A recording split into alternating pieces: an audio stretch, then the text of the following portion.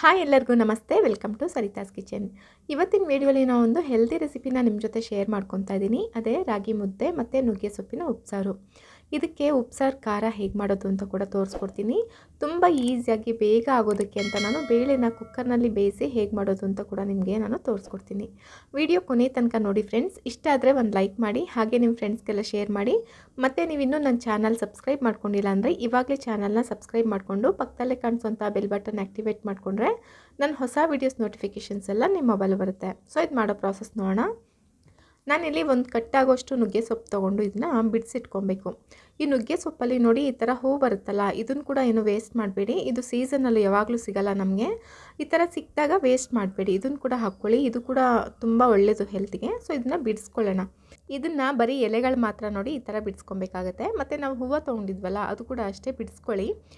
ಸೊಪ್ಪು ಎಳೆಯದೇನಾದ್ರು ಆದರೆ ಕಡ್ಡಿ ಸಮೇತ ಹಾಕ್ಬೋದು, ಚೆನ್ನಾಗಿ ಬೆಂದೋಗ್ಬಿಡುತ್ತೆ. ಬಲ್ತಿರುವಂಥ ನುಗ್ಗೆ ಸೊಪ್ಪಾದರೆ ಕಡ್ಡಿ ಎಲ್ಲ ತೆಗೆದು, ಅಂದರೆ ಬರೀ ಎಲೆ ಮಾತ್ರ ನಾವು ಈ ಥರ ಬಿಡಿಸಿಟ್ಕೊಬೇಕಾಗತ್ತೆ.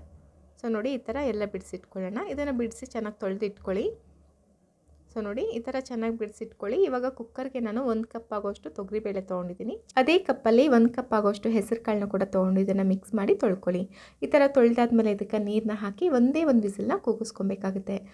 ಜಾಸ್ತಿ ಅಂದರೆ 2 ಅಥವಾ 3 ವಿಸಿಲ್ ಕೂಗಿಸ್ಬಿಟ್ರೆ ಬೇಳೆ ಜಾಸ್ತಿ ಬೆಂದೋಗ್ಬಿಟ್ರೆ ಪಲ್ಯ ಅಷ್ಟು ಚೆನ್ನಾಗಾಗಲ್ಲ. ಸೊ ಅದರಿಂದ ಒಂದೇ ಒಂದು ವಿಸಿಲ್ನ ಕೂಗಿಸ್ಕೊಳ್ಳಿ. ನೀವು ಪಾತ್ರೆಯಲ್ಲಿ ಮಾಡ್ತೀನಿ ಅನ್ನೋ ಹಾಗಿದ್ರೆ ಒಂದು 20 ರಿಂದ 30 ನಿಮಿಷ ಬೇಳೆ ಮತ್ತು ಈ ಕಾಳನ್ನ ನೆನೆಸಿಟ್ಕೊಂಡು ಮಾಡ್ಕೊಳ್ಳಿ. ಸೊ ಇವಾಗ ಒಂದು ವಿಸಿಲ್ ಕೂಗಿಸ್ಕೊಂಡು ಸ್ಟವ್ನ ಆಫ್ ಮಾಡ್ಕೊತಾ ಇದ್ದೀನಿ.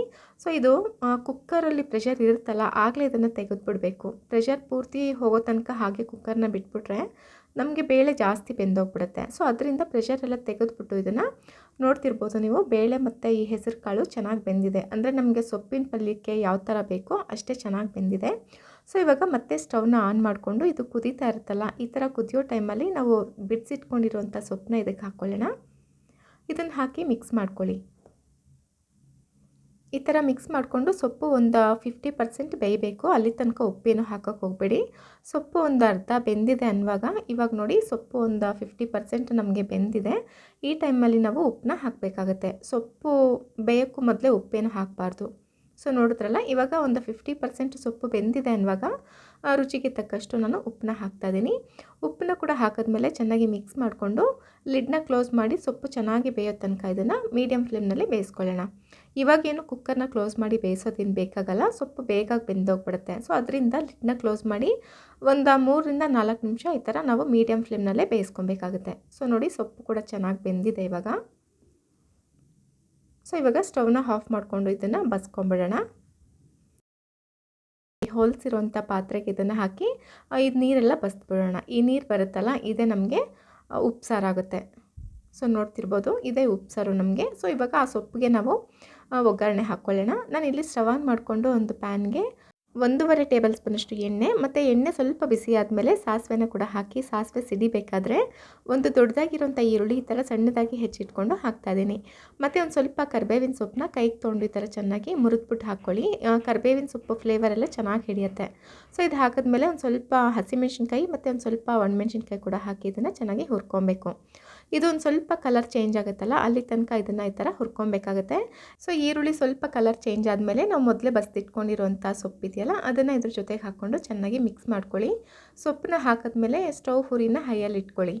ಈ ಥರ ಹೈ ಫ್ಲೇಮ್ನಲ್ಲಿ ಇಟ್ಕೊಂಡು ಇದನ್ನು 1-2 ರಿಂದ 3 ನಿಮಿಷ ಈ ಥರ ಮಿಕ್ಸ್ ಮಾಡ್ಕೊಬೇಕು. ಇವಾಗ ಸೊಪ್ಪೆಲ್ಲ ಚೆನ್ನಾಗಿ ಈ ಥರ ಮಿಕ್ಸ್ ಮಾಡಿದ್ಮೇಲೆ ಫ್ಲೇಮ್ನ ಪೂರ್ತಿ ಕಮ್ಮಿ ಹಾಕ್ಕೊಳ್ಳಿ. ಇವಾಗ ನಾನು ಹುರಿದಿಟ್ಕೊಂಡಿರೋಂಥ ಕಡಲೆಬೀಜ ನೋಡಿ, ಈ ಥರ ಚೆನ್ನಾಗಿ ಹುರಿದು ತಣ್ಣಗಾಗಿರಬೇಕು ಕಡಲೆಬೀಜ. ಈ ಕಡಲೆಬೀಜನ ಒಂದು ಮಿಕ್ಸರ್ ಜಾರ್ಗೆ ತೊಗೊಳ್ಳೋಣ. ಇದ್ರ ಜೊತೆಗೆ ಹುರಿದಿಟ್ಕೊಂಡಿರೋಂಥ 1 ಟೇಬಲ್ ಸ್ಪೂನಷ್ಟು ಎಳ್ಳು ಹಾಕ್ತಾಯಿದ್ದೀನಿ.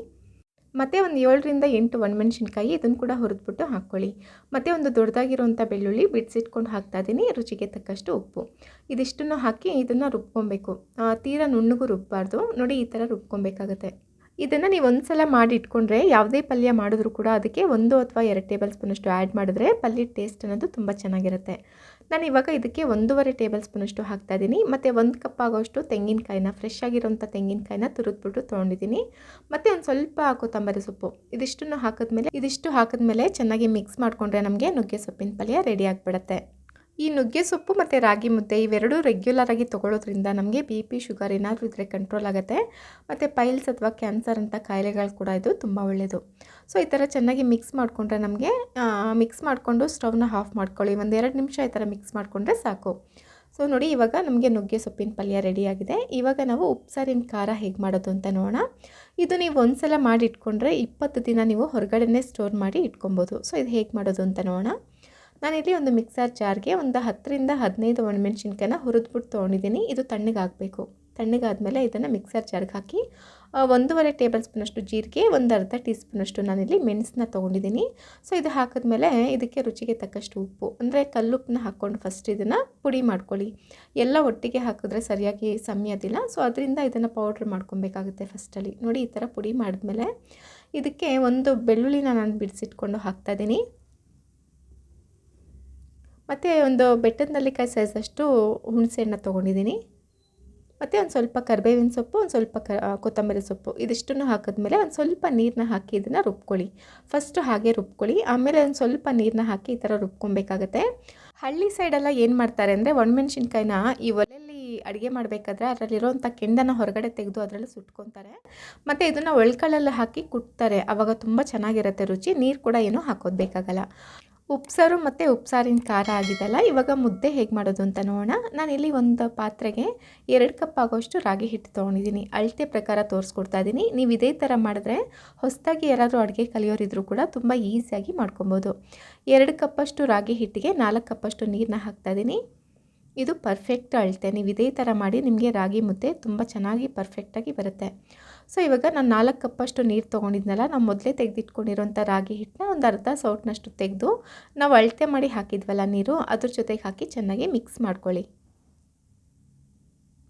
ಒಂದು ಸ್ವಲ್ಪನೂ ಗಂಟಿರಬಾರ್ದು, ಆ ಥರ ಇದನ್ನು ಚೆನ್ನಾಗಿ ಮಿಕ್ಸ್ ಮಾಡ್ಕೊಬೇಕು.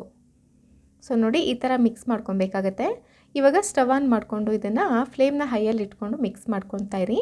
ಇದಕ್ಕೆ 1 ಟೇಬಲ್ ಸ್ಪೂನಷ್ಟು ತುಪ್ಪ, ಅಂದರೆ 1 ಟೀ ಸ್ಪೂನಷ್ಟು ತುಪ್ಪ, ಸ್ವಲ್ಪ ರುಚಿಗೆ ಉಪ್ಪು ಹಾಕ್ತಾಯಿದ್ದೀನಿ. ತುಪ್ಪ ಹಾಕೋದು ಆಪ್ಷನಲ್ಲು, ನಿಮ್ಗೆ ಇಷ್ಟ ಇಲ್ಲ ಅಂದರೆ ಸ್ಕಿಪ್ ಮಾಡ್ಕೊಬೋದು. ಹಾಕಿದ್ರೆ ಚೆನ್ನಾಗಿರುತ್ತೆ. ಇದನ್ನು ಮಿಕ್ಸ್ ಮಾಡ್ತಾನೆ ಇರಬೇಕು, ಅಂದರೆ ಸೌಟ್ ಆಡ್ತಾ ಇರಬೇಕು. ಈ ಥರ ನೋಡಿ, ಸೌಟ್ನ ಈ ಥರ ಮಿಕ್ಸ್ ಮಾಡ್ತಾ ಇದ್ರೆ ನಿಮಗೆ ಗಂಟು ಕಟ್ಟಲ್ಲ. ಇದೇನಾದರೂ ಫಸ್ಟಲ್ಲೇ ಗಂಟು ಕಟ್ಬಿಟ್ರೆ ಮುದ್ದೆ ಅಷ್ಟು ಚೆನ್ನಾಗಾಗಲ್ಲ. ಮುದ್ದೆ ಕೂಡ ಗಂಟು ಆಗಿಬಿಡುತ್ತೆ. ಸೊ ಅದರಿಂದ ಇದನ್ನು ಫಸ್ಟು ಗಂಟು ಇಲ್ದಿರ ನೋಡಿ ಈ ಥರ ಸೌಟ್ನ ಮಿಕ್ಸ್ ಮಾಡ್ತಾ ಇರಬೇಕು. ಸೊ ನೋಡಿದ್ರಲ್ಲ, ಇದು ಚೆನ್ನಾಗಿ ಇವಾಗ ಬೆಂದಿದೆ. ಈ ಥರ ಕುದಿಬೇಕಾದ್ರೆ ಇದಕ್ಕೆ ನಾವು ಮೊದಲೇ ತೆಗೆದಿಟ್ಕೊಂಡಿರೋಂಥ ರಾಗಿ ಹಿಟ್ಟಿತ್ತಲ್ಲ, ಇದನ್ನು ಈ ಥರ ಉದುರಿಸ್ಕೊಬೇಕು. ಒಂದೇ ಕಡೆ ಹಾಕಬಾರ್ದು, ಈ ಥರ ಸ್ವಲ್ಪ ಸ್ವಲ್ಪನೇ ಈ ಥರ ಉದುರಿಸ್ಕೊಬೇಕಾಗತ್ತೆ. ಎಲ್ಲ ಒಂದೇ ಸಲನೇ ಹಾಕ್ಕೊಂಬಿಡಿ. ಅಂದರೆ ನಾವು ತೆಗೆದಿಟ್ಕೊಂಡಿರೋಂಥ 2 ಕಪ್ಪನ್ನು ಪೂರ್ತಿ ಒಂದು ಸಲ ಹಾಕ್ಕೊಬೇಕು. ಹಾಕಬೇಕಾದ್ರೆ ಈ ಥರ ಹಿಟ್ಟನ್ನ ಉದುರಿಸ್ಕೊಂಡು ಹಾಕ್ಕೊಳ್ಳಿ. ರಾಗಿ ಹಿಟ್ಟು ಹಾಕಿದ್ಮೇಲೆ ಸ್ಟವ್ ಹುರಿನ ಪೂರ್ತಿ ಕಮ್ಮಿ ಹಾಕಿ ಹಾಗೆ ಬಿಟ್ಬಿಡಿ. 1-2-3 ನಿಮಿಷ ಅದು ಬೇಯ್ತಿರಲಿ.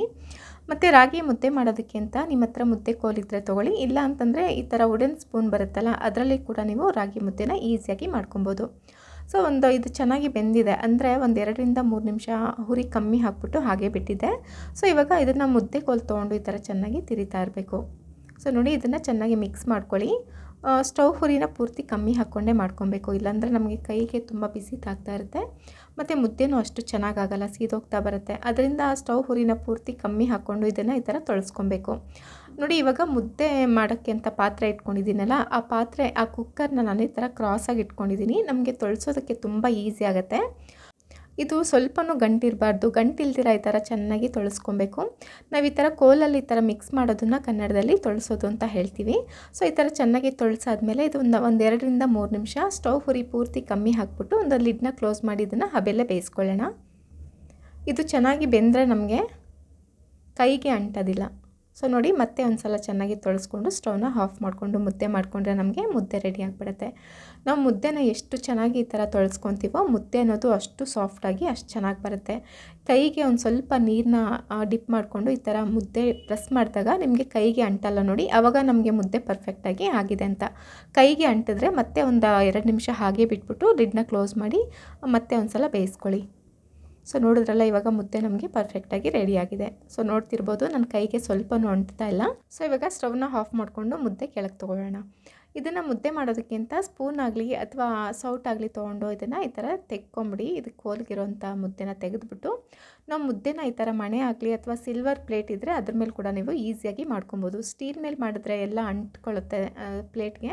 ಸೊ ಅದರಿಂದ ಸಿಲ್ವರ್ ಪ್ಲೇಟ್ ಆಗಲಿ ಅಥವಾ ಮಣೆ ಆಗಲಿ ಅದ್ರ ಮೇಲಿಟ್ಟು ನೀವು ಮುದ್ದೆನ ಈಸಿಯಾಗಿ ಮಾಡ್ಕೊಬೋದು. ಸೊ ಇವಾಗ ಮುದ್ದೆ ಹೇಗೆ ಮಾಡೋದು ಅಂತ ತೋರಿಸ್ಕೊಡ್ತೀನಿ. ಈ ಮುದ್ದೆ ಮಾಡೋಕ್ಕೆ ಮೊದಲೇ ಫಸ್ಟು ಒಂದು ಬಟ್ಲಿಗೆ ನೀರು ಹಾಕಿ ಪಕ್ಕದಲ್ಲಿ ಇಟ್ಕೊಳ್ಳಿ. ಕೈನ ನೀರಲ್ಲಿ ಡಿಪ್ ಮಾಡಿಕೊಂಡು ಈ ಮುದ್ದೆನ ಈ ಥರ ಮಾಡ್ಕೊಬೇಕಾಗತ್ತೆ. ಇದು ಈ ಥರ ಮುದ್ದೆ ಕಟ್ಟೋದು ಸ್ವಲ್ಪ ಕಷ್ಟನೇ ಆಗುತ್ತೆ, ಏಕೆಂದರೆ ಇದು ಬಿಸಿಲೇ ನಾವು ಈ ಥರ ಮುದ್ದೆ ಮಾಡ್ಕೊಳ್ಳೋದ್ರಿಂದ ಕೈಗೆ ಬಿಸಿ ಅನ್ನಿಸ್ತಾ ಇರುತ್ತೆ. ಹೊಸದಾಗಿ ಅಡುಗೆ ಕಲಿಯೋರು ಅಥವಾ ಹೊಸದಾಗಿ ಮದುವೆ ಆಗಿರೋರಿಗೆ ಈ ಥರ ಕಷ್ಟ ಅಂತ ಅನಿಸಿದ್ರೆ ಈ ಥರ ಒಂದು ಬಟ್ಲಿಗೆ ಮುದ್ದೆ ನಿಮಗೆ ಬೇಕಾಗಿರೋ ಸೈಜಲ್ಲಿ ಈ ಥರ ಬಟ್ಲಿಗೆ ಹಾಕಿ ಈ ಥರ ತಿರಿತಾ ಇದ್ದರೆ ನಮಗೆ ಮುದ್ದೆ ಶೇಪ್ ಅನ್ನೋದು ಆಟೋಮೆಟಿಕ್ಕಾಗಿ ಬಂದುಬಿಡುತ್ತೆ.